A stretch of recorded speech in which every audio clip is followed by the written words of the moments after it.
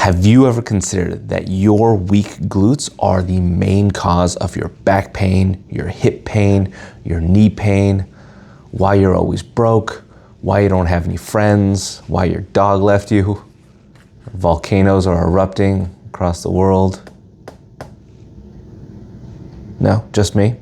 Anyway, here are 5 simple tests that you can do to check to see if your glutes are the main cause of all those things I just said.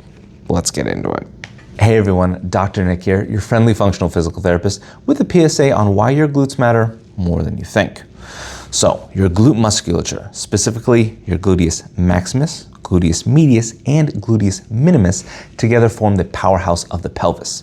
These muscles working together stabilize our pelvis and knee, allow us to absorb forces and stresses and distribute that through our lower body, and generate forces to allow us to walk, run, and even stand upright.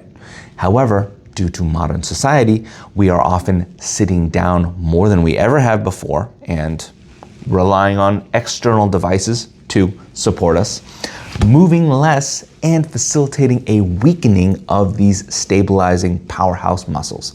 And this is a recipe for disaster for your body. So let's talk about how we can assess ourselves without having to go somewhere and how we can fix the issue at home.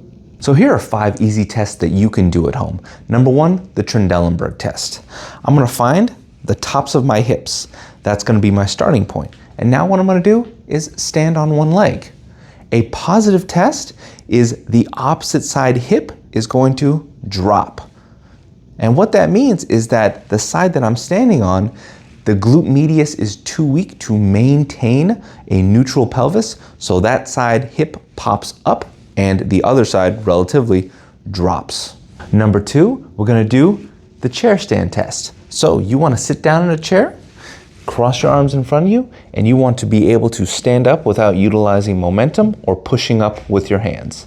If this is challenging to do, that would indicate our glute max is a little too weak. Test number 3, a single leg bridge hold.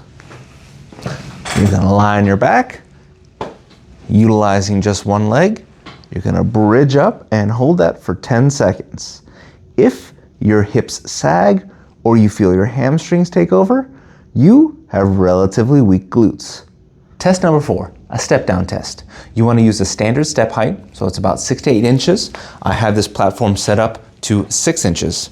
And what we're gonna do is, while on one leg, we're going to try and step down and come right back up. A weak glute medius would indicate my knee coming inward. So you wanna be able to do this with that knee staying straight. And test number 5, look in the mirror. If you see a anterior pelvic tilt where your hips are rolled forward, that could indicate weak glutes, not allowing for a neutral posture of your pelvis. So we tested and we found weak glutes. What do we do now? Well, we have to strengthen the weakness. But it's super important that we rein things back in and do some of the basic movements to make sure that those muscles are being cued and firing appropriately before attempting the larger, more compound lifts. So hitting a table, doing our bridges, progressing from dual leg to dual leg resistance bands to single leg, doing side lying clams with varying resistances. Then you can go and move on to Bulgarian split squats. You can do lateral monster walks.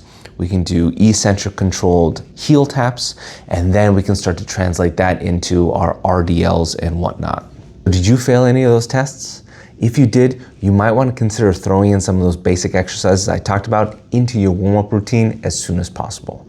If anyone wants a more complete glute rehab program, let me know in the comments down below. Otherwise, this is Dr. Nick, your friendly functional physical therapist, saying stay active, stay healthy, and hopefully, I don't have to see you.